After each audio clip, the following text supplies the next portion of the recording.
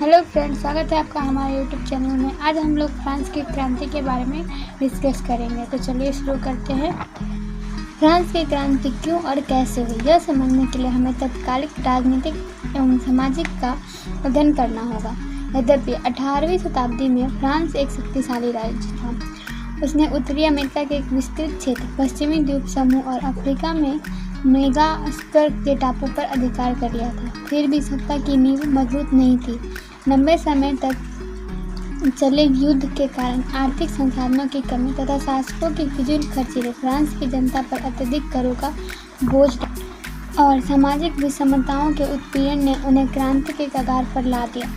अतः क्रांति के उत्तरदायी कारणों के बारे में हम लोग जानते हैं। तो चलिए शुरू करते हैं। पहला क्या है, राजनीतिक कारण। फ्रांस में राजतंत्र शासन व्यवस्था थी। बुर्बो वंश के लुई 14वें के शासनकाल में साम्राज्य की प्रतिष्ठा उच्च शिखर की थी, लेकिन बाद में शासक अयोग्य सिद्ध हुए। सन 1774 ईस्वी में लुई 16वें ने गद्दी संभाली, जो अत्यधिक निरंकुश, फिजूल खर्ची, अयोग्य शासक था। उसका विवाह ऑस्ट्रिया की राजकुमारी मेरी अंतोयनते के साथ हुआ, जो कि वो भी फिजूल खर्ची थी, जो उत्सवों में काफ़ी रुपए लुटाती थी और अपने खास आदमियों को ओहदे दिलाने के लिए राज्य कार्य में दखल देती रहती थी। राजा के वर्साय स्थित महल में 15,000 से अधिक ऐसे लोग थे जो कोई भी काम नहीं करते थे, मगर अपार धनराशि वेतन के रूप में लेते थे। राजस्व का 9% इन्हीं पर व्यय होता था। लुई 16वें के शासनकाल में अमेरिका के 13वें उपनिवेश ब्रिटेन से आज़ाद कराने में फ्रांस पर 10 लाख लिब्रो, यह फ्रांस की उस टाइम की मुद्रा थी, से भी अधिक का कर्ज बढ़ गया था। पहले से ही चली आ रही आर्थिक संसाधनों की कमी ने राजा को अपने नियमित खर्च को चलाने के लिए जनता पर करों में वृद्धि के लिए बाध्य कर दिया था। निरंकुश राजतंत्र पर नियंत्रण का अभाव था। स्टेट जनरल संसदीय संस्था थी, लेकिन राजा की निरंकुश का यह एक बड़ा उदाहरण था कि सन 1614 ईस्वी के बाद 175 वर्षों तक इसकी कोई बैठक ही नहीं हुई। लुई 14वें की निरंकुश इस बात से पता चलता है कि वह कहा करता था, मैं ही राज्य हूँ, आई एम दैट स्टेट। लेकिन चूंकि वह योग्य शासक था, विद्रोहियों को कुशलतापूर्वक दबा देता था। अतः उस समय राज्य की पूरी शक्ति उसके हाथ में थी, लेकिन उसके उत्तराधिकारियों में इस तरह के गुणों का अभाव था। राजा की निरंकुशता एवं स्वेच्छाचारिता पर अंकुश लगाने के लिए फ्रांस में पार्लमा नामक संस्था थी, जिसकी संख्या 17 थी और जिसका गठन न्यायालय के रूप में किया गया था। न्यायाधीशों का पद कुलीन वर्ग के लिए सुरक्षित होता था और ये पद वंश क्रमानुगत होते थे। आवश्यकता पड़ने पर राजा इन्हें पैसे के बल पर अपनी बात मनवाने के लिए बाध्य कर देते थे। इस तरह व्यवहार में इस पर भी राजा का ही नियंत्रण होता था। केंद्रीकरण की प्रवृत्ति फ्रांसीसी क्रांति के लिए सबसे बड़ी बुराई थी। स्वायत्त शासन का सर्वथा अभाव था, जबकि पड़ोस के इंग्लैंड में इस तरह के शासन का संचालन स्वायत्त शासन की संस्थाओं द्वारा होता था। फ्रांस में हर जगह वर्साई के राजमहल की प्रधानता थी। राजा के अलावा मेरी अंतोनेट के द्वारा शासन का दुरुपयोग किया जाता था, जिससे जनसाधारण की धारणाएं राजतंत्र पर बिल्कुल खिलाफ हो गई। सन 1789 ईस्वी तक आते आते जनसाधारण शासन में भाग लेने के लिए उतावले होने लगे। उस समय वहाँ कोई भी ऐसी संस्था नहीं थी जो उनकी उग्र मनोवृत्ति पर रोक लगा सके। दूसरा है सामाजिक कारण। 18वीं शताब्दी में फ्रांसीसी समाज 3 स्टेट्स में बटे हुए थे, यानी फर्स्ट स्टेट यानी प्रथम स्टेट, द्वितीय स्टेट और तृतीय स्टेट में बटे हुए थे। प्रथम स्टेट में पादरी वर्ग के लोग आते थे, जिनकी संख्या 1,30,000 थी। दूसरे स्टेट में कुलीन वर्ग आते थे, जिनकी संख्या 40 लाख थी। ये दोनों वर्ग करों से मुक्त थे। उसी समय फ्रांस की जनसंख्या लगभग 2.5 करोड़ थी। फ्रांस की कुल भूमि का 40% इन्हीं के पास था, यानी प्रथम स्टेट और द्वितीय स्टेट के लोग कर से मुक्त थे। जितना भी कर देना होता तृतीय स्टेट के लोग देते थे और तृतीय स्टेट में 90% जनता आती थी। कोई भी विशेष अधिकार का प्राप्त नहीं था तृतीय स्टेट के लोगों को। यह अपने स्वामी की सेवा, स्वामी के घर एवं खेतों में काम करना, सैन्य सेवाएं देना व सड़कों के निर्माण में सहयोग देना आदि कार्यों के लिए बाध्य थे। उन्हें सभी प्रकार के कर देने पड़ते थे। इसी वर्ग में डॉक्टर, वकील, जज, अध्यापक, व्यापारी, शिक्षक, लेखक, शिल्पी और मजदूर आदि शामिल थे, जो शहरी क्षेत्र में रहते थे, और यह मध्यम वर्ग कहलाता था, जिन्हें फ्रांस की क्रांति में अहम भूमिका निभाई। यानी तृतीय स्टेट में बड़े व्यापारी, व्यवसायी, शिक्षित वर्ग, किसान एवं शिल्पी, छोटे किसान, नौकर एवं मजदूर, ये सब आते थे, और राज्य का सारा कर इन्हीं को देना पड़ता था, और ये मध्यम वर्ग के कहलाते थे। मध्यम वर्ग में सबसे अधिक असंतोष था, जिसका सबसे बड़ा कारण यह था सुयोग एवं संपन्न होते हुए भी उन्हें कुलीन जैसा सामाजिक सम्मान प्राप्त नहीं था। संपन्नता और उन्नति के बावजूद भी वे सभी तरह के राजनीतिक अधिकारों से वंचित थे। राज्य में सभी बड़े पद कुलीन के लिए सुरक्षित थे। उनका मानना था कि सामाजिक ओहदे का आधार योग्य होना चाहिए, न कि वंश। मध्यम वर्ग के साथ कुलीन वर्ग के लोग बहुत बुरा और असमानता का व्यवहार करते थे। यह बात उन्हें बहुत अपमानजनक लगती थी। इसी वजह से फ्रांस की क्रांति सबसे महत्वपूर्ण नारा समानता था, जिसे मध्यम वर्ग के आगाज किया। फ्रांसीसी समाज में कृषकों की स्थिति तो भी दयनीय थी। उन्हें अनेक प्रकार का कर देना पड़ता था। कहा जाता था कि क्रांति के पहले फ्रांस में कुलीन लड़ते थे, पुजारी पूजा करते थे और जन साधारण उनका खर्च उठाते थे। और सामाजिकरण कहते हैं मध्यम वर्ग में राजनीतिक अधिकारों के प्रति सजगता थी। यानी मध्यम वर्ग को राजनीतिक अधिकार नहीं दिए जाते थे। सामाजिक असमानता का असंतोष था, यानी सामाजिक रूप से भी उन्हें नीचा दिखाया जाता था। कृषकों की दयनीय स्थिति थी। कृषकों को बहुत ज़्यादा कर देना पड़ता था, इसलिए इनकी स्थिति तो बहुत ज़्यादा दयनीय थी। तीसरा है आर्थिक कारण। विदेशी युद्ध और फिजूल खर्ची ने फ्रांस की आर्थिक स्थिति को बहुत ही खराब कर दी थी। हर वर्ष आय से अधिक व्यय होता था, इसलिए कर लगाने की प्रथा हमेशा बनी रही। आर्थिक कारण में पहला है असमान कर प्रणाली। फ्रांस में कर लेने की व्यवस्था असमान एवं पक्षपात पर आधारित थी। कर निश्चित करने और वसूलने का तरीका भी समान नहीं था। हर 5 या 6 वर्ष के बाद फ्रांस की सरकार पूंजीपतियों को कर वसूलने का ठेका देती थी। ये पूंजीपति टैक्स फार्मर कहे जाते थे। ये जितना कर सरकार द्वारा निर्धारित किया जाता था, उससे अधिक कर वसूलते थे और सरकार को निर्धारित रकम देकर सारा पैसा अपने जेब में रख लेते थे। इस तरह बेचारे किसान को अत्यधिक आर्थिक कष्ट का सामना करना पड़ता था। आर्थिक कारण का दूसरा है भूमि कर, धार्मिक कर एवं अन्य सामंती कर का बोझ। राजकोष के घाटे की भरपाई के लिए उन पर तरह तरह के कर लगाए जाते थे। किसानों को भूमि कर टैले चुकाना पड़ता था। टिथे नामक धार्मिक कर चर्च को देना पड़ता था और भी ढेर सारे कर वसूले जाते थे। नमक एवं तंबाकू जैसे दैनिक उपभोग वस्तु पर भी कर देना पड़ता था और कई भेंट, टोल टैक्स, नजराने आदि भी सामंती कर के रूप में देना पड़ता था। इस तरह फ्रांस की आम जनता की आर्थिक स्थिति दिन पर दिन दयनीय होती जा रही थी। आगे है बेरोजगारी की समस्या। करों के आर्थिक बोझ के अलावा फ्रांस की आर्थिक स्थिति को खराब बनाने में वहाँ के समाज में व्याप्त बेकारी की समस्या भी अहम भूमिका निभाई। उस समय औद्योगिक क्रांति हो चुकी थी और देश में मशीनों का प्रयोग होना शुरू हो गया। इसी वजह से हाथ से काम करने वाले कारीगर और मजदूर, घरेलू उद्योग धंधे भी नष्ट होने लग गए और इससे लोग बेरोजगार हो गए। इन्होंने क्रांति के समय राजा के खिलाफ क्रांतिकारियों का साथ दिया। चौथा है गिल्ड की पाबंदी। प्रांतीय आयात कर एवं सामंती आयात कर से व्यापारियों में असंतोष।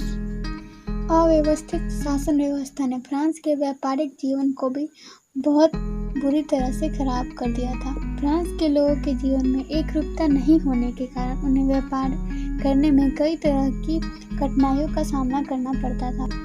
तरह तरह के प्रतिबंध जैसे कि गिल्ड की पाबंदी, शहरों के व्यापार संबंधी नियम, प्रांतीय आयात कर, सामंतवादी कर इत्यादि व्यापारियों पर कर लगाए गए थे।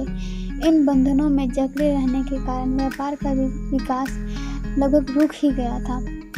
व्यापारी चाहते थे कि देश में व्यापार हर बंधनों से मुक्त होना चाहिए।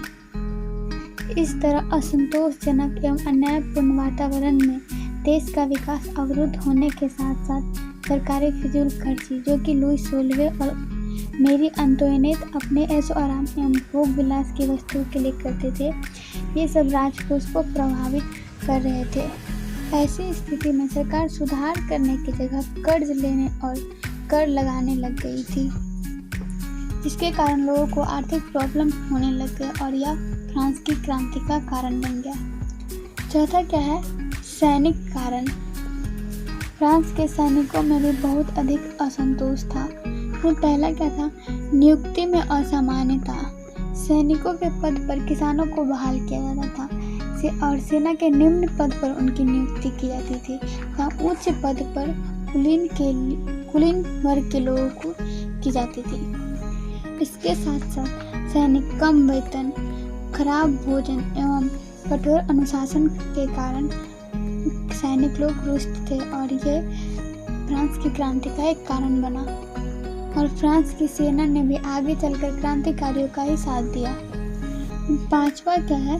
व्यक्तिगत एवं धार्मिक कारण। फ्रांस में सभी तरह की स्वतंत्रता का अभाव था। भाषण, लेखन, विचार की स्वतंत्रता का अभाव था। धार्मिक स्वतंत्रता का अभाव था। वहाँ पे राजधर्म कैथोलिक धर्म था और प्रोटेस्टेंट धर्म के मानने वाले लोगों को कठोर सजा दी जाती थी। इतना ही नहीं, व्यक्तिगत स्वतंत्रता का भी अभाव था। बिना अभियोग के व्यक्तियों को गिरफ्तार करना, यानी कि बिना कारण के व्यक्तियों को गिरफ्तार कर लेते थे राजा के लोग, जिसमें फ्रांस में बिना अभियोग के गिरफ्तारी का वारंट होता था, जिसको लेटर्स द कैचेट कहते थे। फ्रांस के कानून में एकरूपता का अभाव, यानी फ्रांस के कानून में भी एकरूपता का अभाव था। देश के विभिन्न क्षेत्रों में लगभग 400 कानून लागू थे। किसी को भी यह जानकारी नहीं होती थी कि उसके मुकदमे का फैसला किस कानून के तहत होगा, जिससे व्यक्तियों में असंतोष थी और यह फ्रांस की क्रांति का कारण बन गया। अगला क्या है? बौद्धिक कारण।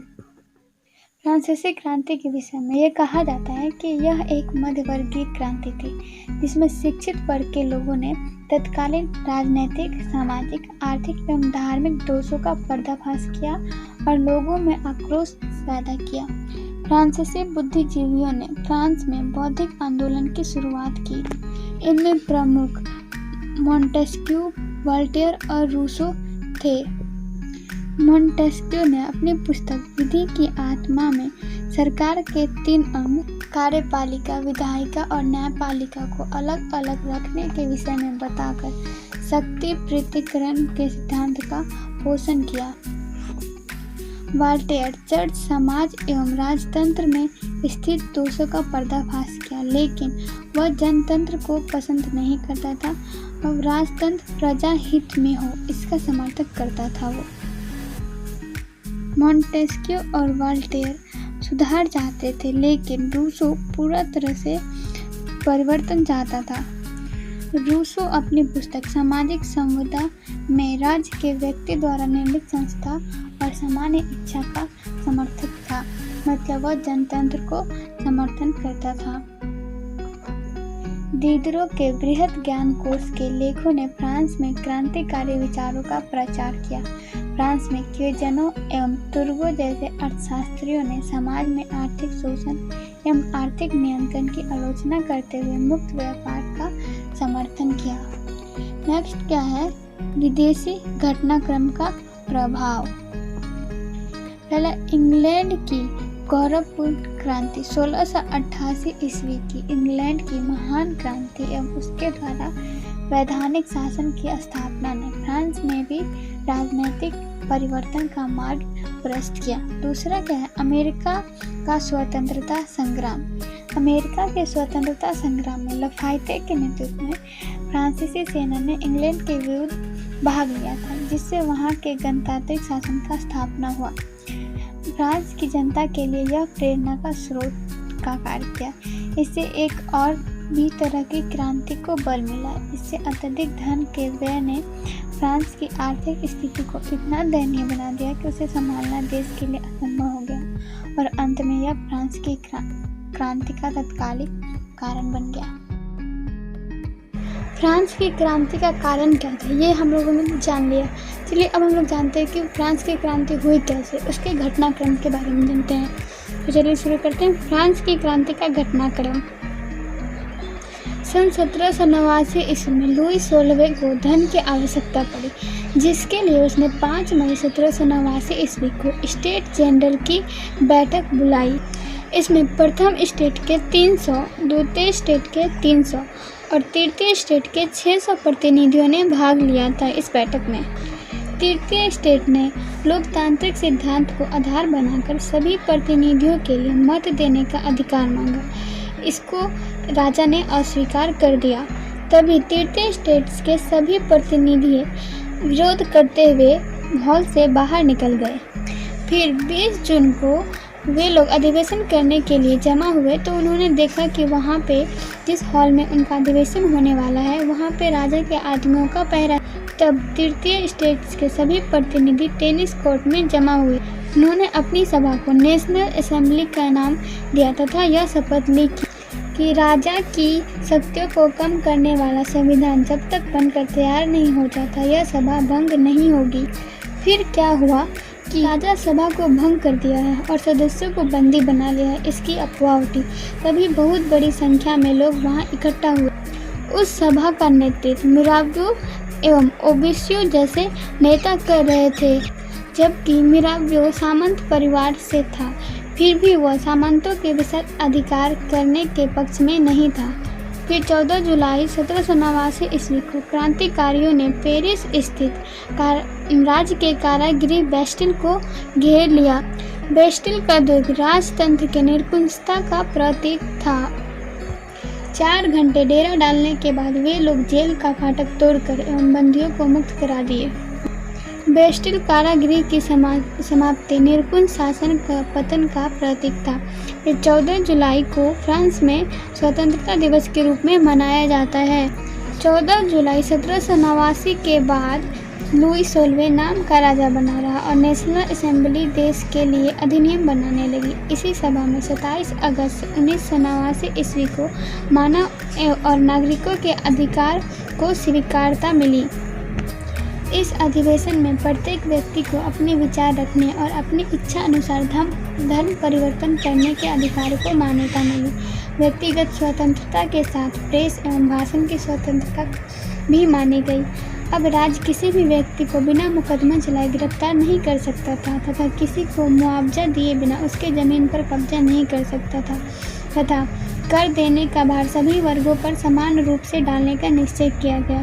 सभी को निजी संपत्ति रखने का अधिकार भी दिया गया। 1791 ईस्वी में नेशनल असेंबली ने संविधान तैयार किया जिसमें शक्ति पृथक्करण के सिद्धांत को अपनाया गया। इस तरह फ्रांस में संवैधानिक राजतंत्र की स्थापना की गई। बाद में लुई 16वें ने भी संविधान को मान लिया, लेकिन मिराव्यो की मृत्यु के बाद देश में हिंसात्मक विद्रोह की शुरुआत हो गई। विदेश में भी कुलीन वर्गों ने संविधान का विरोध किया। तब अप्रैल 1792 ईस्वी में नेशनल असेंबली ने ऑस्ट्रिया, प्रसा और सेवाई के विरुद्ध युद्ध की घोषणा कर दी। क्रांतिकारी युद्ध के कारण वहां की जनता को बहुत सारी कठिनाइयों का सामना करना पड़ा। उस समय सभी नागरिकों को मतदान का अधिकार नहीं मिला। उस टाइम नेशनल असेंबली का चुनाव होने वाला था जो कि अप्रत्यक्ष रूप से हो रहा था और यह बात आलोचना का विषय बन गया। आलोचकों में प्रमुख जैकोबिन क्लब के सदस्य थे, जिसमें छोटे दुकानदार, कारीगर, खाड़ीसाज, नौकर एवं मजदूर लोग शामिल थे। जैकोबिन क्लब भूतपूर्व पेरिस के convent of the saint Jacob के नाम पर रखा गया था, जिसका नेता मैक्सिमिलियन रॉबस्पियर था। रॉबस्पियर वामपंथी विचारधारा का समर्थक था। खाद्य पदार्थों एवं महंगाई के अभाव से नाराज होकर उसने हिंसक विद्रोह की शुरुआत कर दी और राज्य में आतंक का राज स्थापित कर दिया। 14 महीने में लगभग 17,000 व्यक्तियों पर मुकदमे चलाए गए और उन्हें फांसी दे दी गई। रॉबस्पियर प्रत्यक्ष प्रजातंत्र का समर्थक था। 21 वर्ष से अधिक उम्र वाले को मतदान का अधिकार देकर, चाहे उनके पास संपत्ति हो या ना हो, चुनाव कराया गया। 21 सितंबर 1792 ईस्वी को नवनिर्वाचित असेंबली को कन्वेंशन का नाम रखा गया तथा राजा की सत्ता को समाप्त कर दिया गया। लुई 16वें पर देशद्रोह के जुर्म में मुकदमा चलाया गया और 21 जनवरी 1793 ईस्वी को फांसी दे दी गई। बाद में मेरी अंतोनेते को भी फांसी दे दी गई। 1793 ईस्वी में रॉबस्पियर द्वारा स्थापित आतंक का राज बहुत अधिक बढ़ गया था। कन्वेंशन ने राष्ट्र की भाषा बस एकमात्र फ्रेंच घोषित कर दी। नया कानून बनाया गया। उपनिवेशों में गुलाम बना के भेजने की प्रथा को समाप्त कर दिया गया। प्रथम पुत्र ही उत्तराधिकारी बनेगा, यह प्रथा भी समाप्त कर दी गई। राष्ट्र का नया कैलेंडर लागू किया गया 22 सितंबर 1792 ईस्वी को।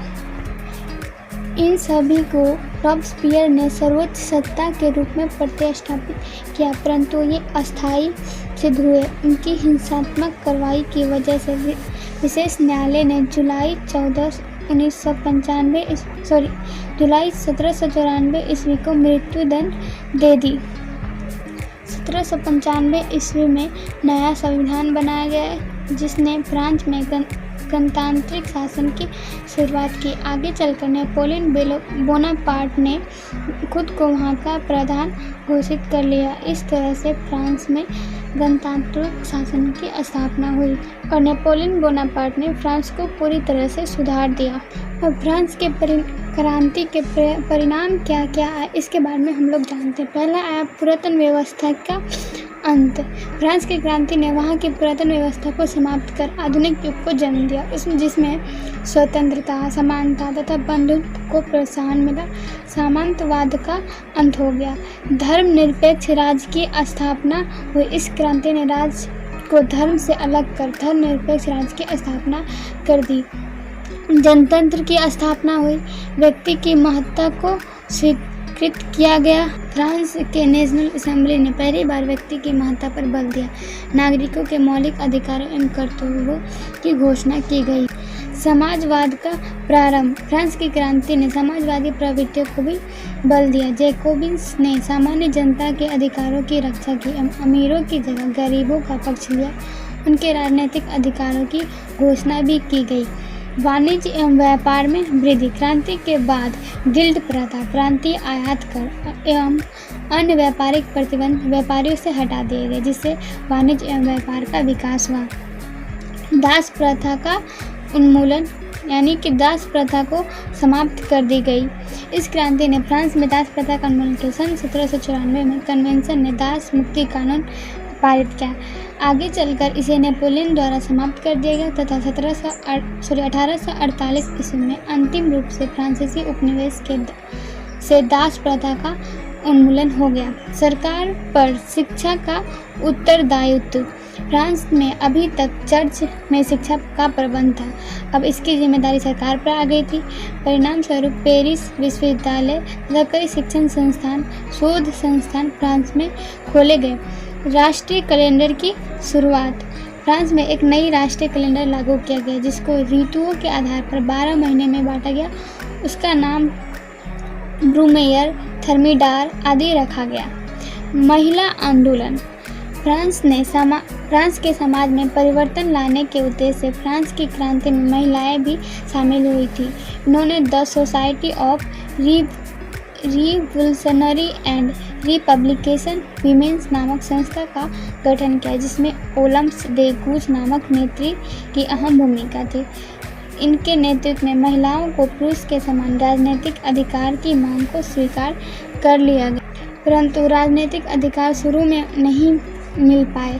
फ्रांस की क्रांति ने महिलाओं को अपने अधिकारों के प्रति सजगता का पाठ पढ़ाया, जिसके कारण आगे चलकर वर्षों तक महिलाओं ने आंदोलन करती रही। परिणाम स्वरूप 1946 ईस्वी में फ्रांस की महिलाओं ने मताधिकार प्राप्त करने की सफलता हासिल कर ही ली। फ्रांस की क्रांति का प्रभाव सिर्फ फ्रांस पर ही नहीं पड़ा था, बल्कि यूरोप के अन्य देश पर भी पड़ा था। तो चलिए जानते हैं विदेशों पर इसका क्या प्रभाव पड़ा। पहला है इटली पर प्रभाव।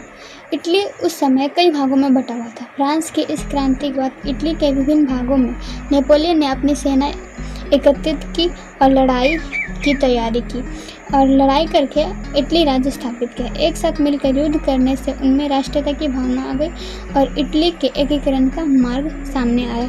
दूसरा है जर्मनी पर प्रभाव।